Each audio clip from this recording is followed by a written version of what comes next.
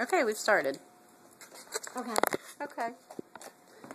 So, if you can, talk to me or share with me the technological changes that you've noticed from when you first started working or even when you're student teaching until now. So, what types of technology were available? What did you actually use?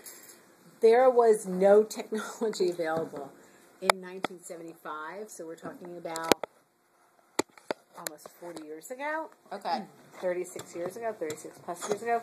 There was no technology available other than, I remember we had a mimeograph machine, which smelled really good if you wanted to get a headache, and if you wanted to maybe get a little bit of a buzz, you used this purple liquid, and then you had to put into like a drum machine that rolled around and around and around, and so you put the paper, you put your master copy there, and then you would just crank out all your copies, and they were pretty much, from what I remember, all the writing was purple.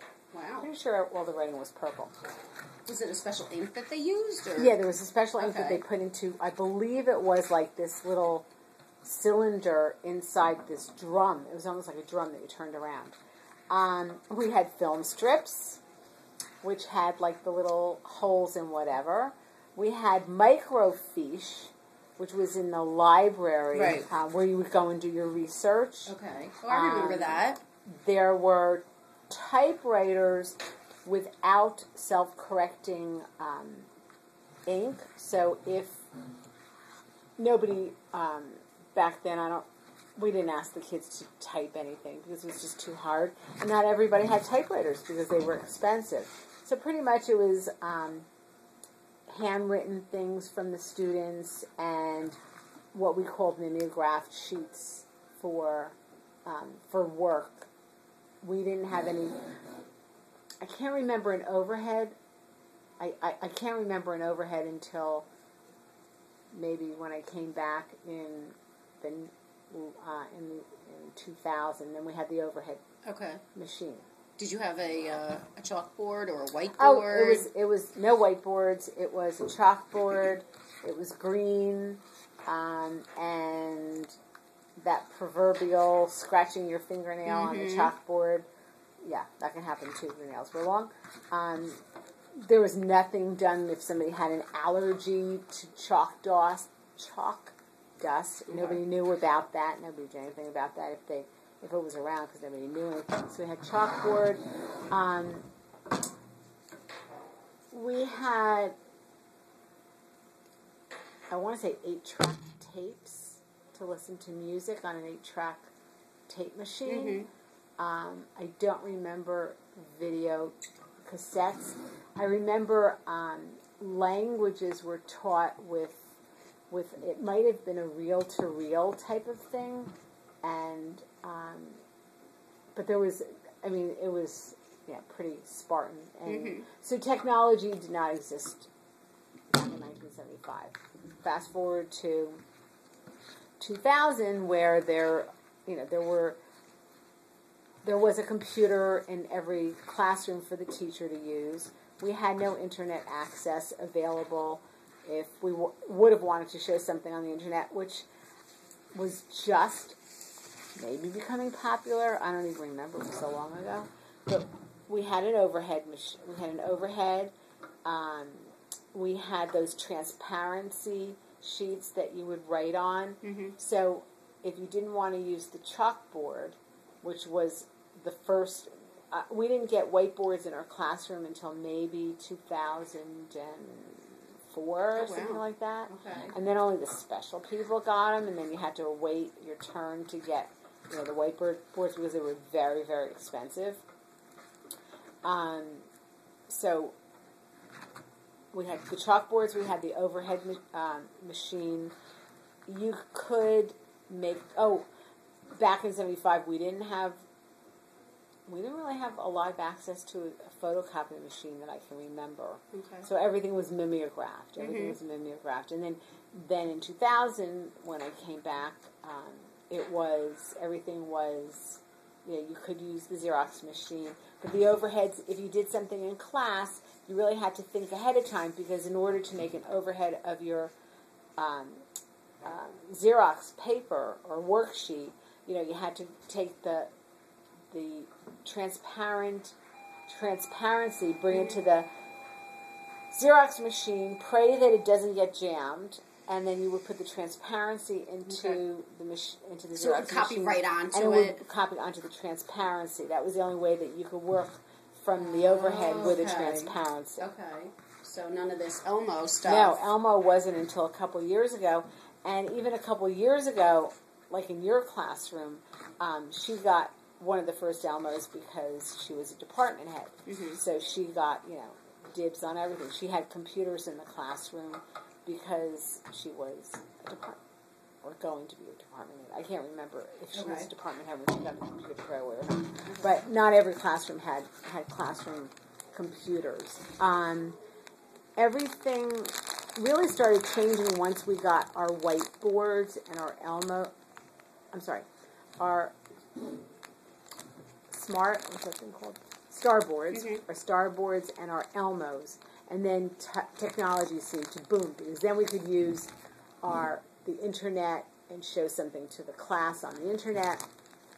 We were able to, we couldn't use YouTube until this year, or maybe the end of last year. YouTube was blocked. And so the kids would tell us how to get around it. They would teach us how to get around it. And then somebody came up with TeacherTube, I think it was called, so we could use that, but not really use YouTube. Okay. Wikipedia for an encyclopedia, nobody ever heard of that until a couple years ago.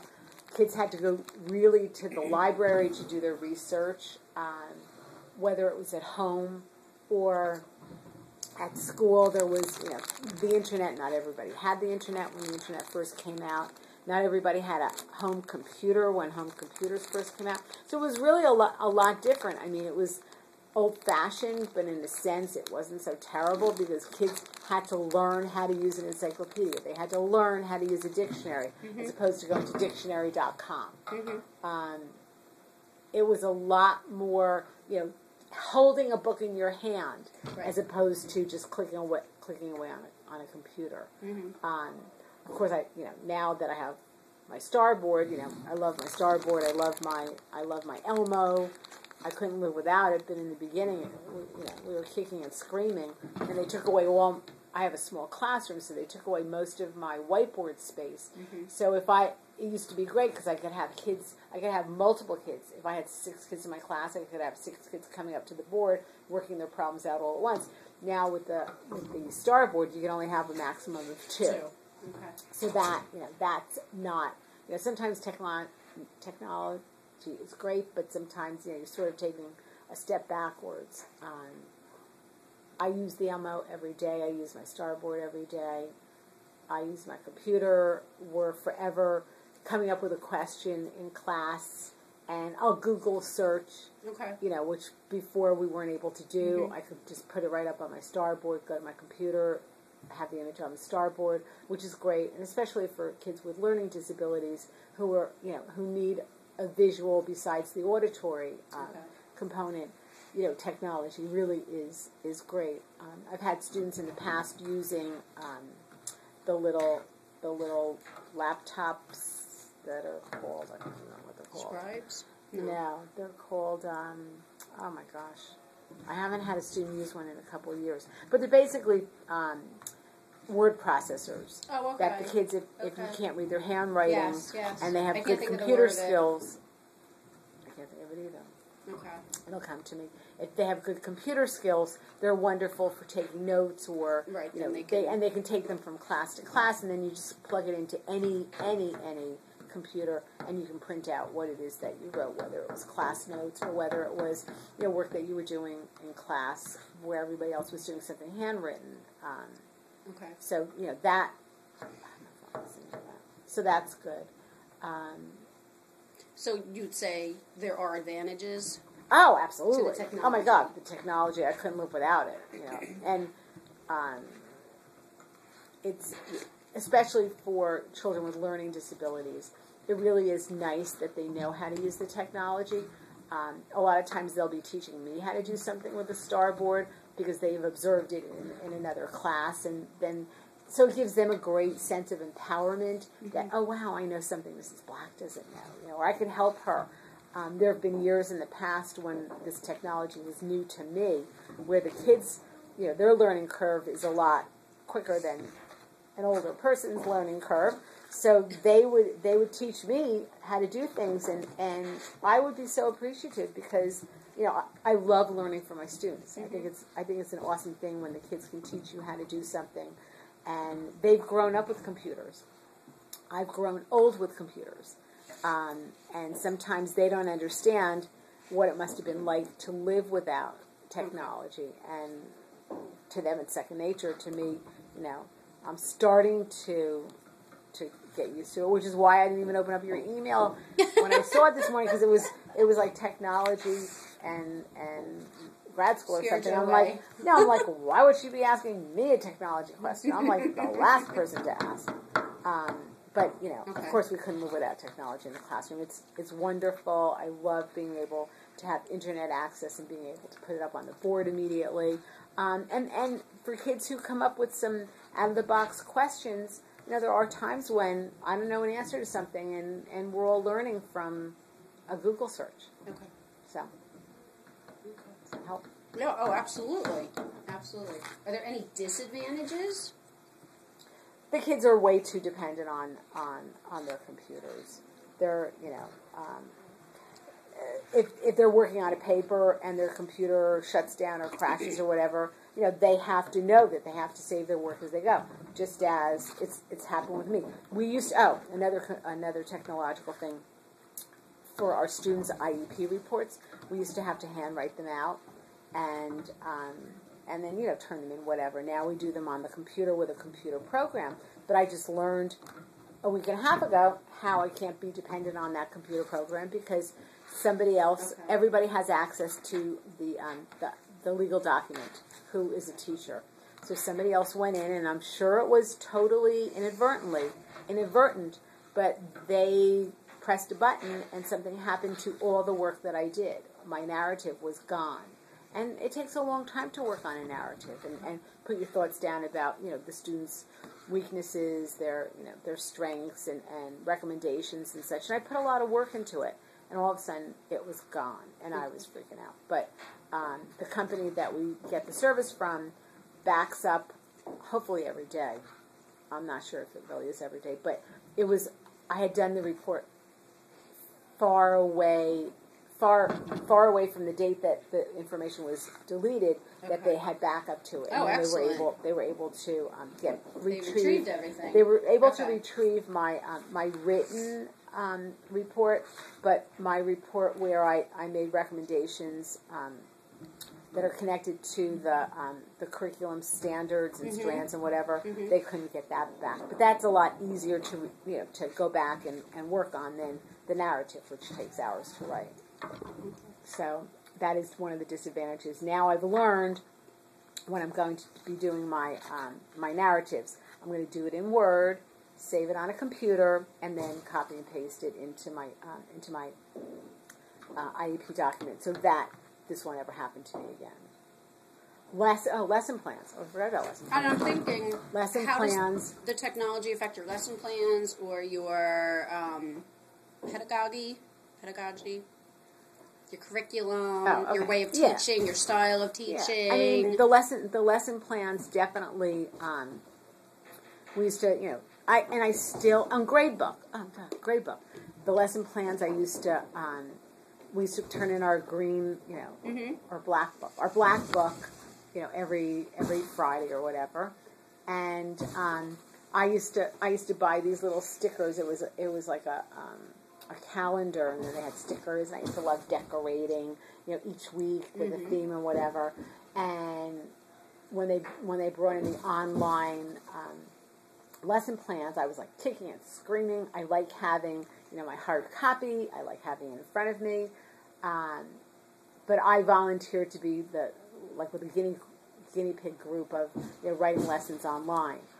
Now I can't see writing lessons any other way. The drawback is if you want to print out a week's worth of lessons, you have to print everything, and it's really long and involved, and it's a terrible waste of paper. Okay. But we used to do lessons by hand, and then grade book. I still keep a physical grade book, and then I transfer all the information into our online grade book, which we never used to be able to access from home. So that was a pain. And this is the first year that we can access our grade books at home, which is wonderful because I'm not tied to working on my computer here and inputting my grades. Okay. So that's changed in the last year in and of itself. Where do you see technology moving towards in the future with relation to school? Kids having their own iPads or laptops or something like that. Kids being a lot more fluent in their word processing accuracy. Maybe not as great spellers because they're getting dependent upon spell check, but spell check isn't always the perfect answer. Right. But I definitely see, they say that state testing is going to be all computerized in 2014. Fat chance, because not every district is going to be able to afford laptops. And, to put the burden on the students to bring in a laptop is really, that's a lot. That's asking a lot. But that's the biggest change that I see. I mean, I'm not computer savvy, so maybe there are other things that are in the working that I don't know about, but that's where I see the next big step is that, learning is going to be PC driven. How do you feel about ebooks as opposed to a textbook? I don't have one because I love holding a book. I love dog ear the page that I've left, or putting sticky notes into what I read. I read a lot. I like holding the book. I just like that feel. I don't have a Kindle or anything like that. I've never read anything on that. And classroom, online learning. Okay. That came about, I guess, in 2002. We were allowed to start doing our graduate classes online. And I feel you just have to be a really dedicated person, and you have to have a lot of self-discipline. And I started online a reading master's, and my son got sick. But besides that, I was not disciplined enough to sit and look at some professor lecturing on my big computer, because back then I didn't even have a PC. I couldn't do it. I have to go to class. I like seeing somebody teach. I like raising my hand. I don't like this virtual learning. So that's another change that's come about. Okay. The virtual learning. God, there's so much change. There's a lot. Yeah. There's a lot. Well, thank you for bringing it to my attention, because I never realized how far I've come. Wow. See? I'm a big girl now. What about Skyping? Oh. Do you see classes being taught, in a different location via Skype? I can see Skyping with other schools. Okay. We've done that. I did that with Holocaust Studies. We Skyped with another school. You mean virtual learning for the students? I pray to God not, because they're good teacher jobs. Okay. Podcasts and stuff like that. They do that at Morristown High School. They have a new program where the podcast is used as homework, and then during class time, the students engage with the teacher what they might have had as a homework assignment. So it's totally opposite. Okay. So the learning is off-site, but these are really smart kids. Okay. And these are very motivated students. But it's very interesting. It's what's the name of the academy? It's on YouTube, something Academy. If you Google Morristown High School Academy, you might be able. I could probably look it up for you. But very, very interesting. So maybe on a high school level that would become more prevalent. But once again, you're presuming that everybody has the internet, everybody has a computer at home, and for a lot of the kids in our district, that would be a hardship. Okay. All right. Thank you so much. Thank you. Is that Absolutely.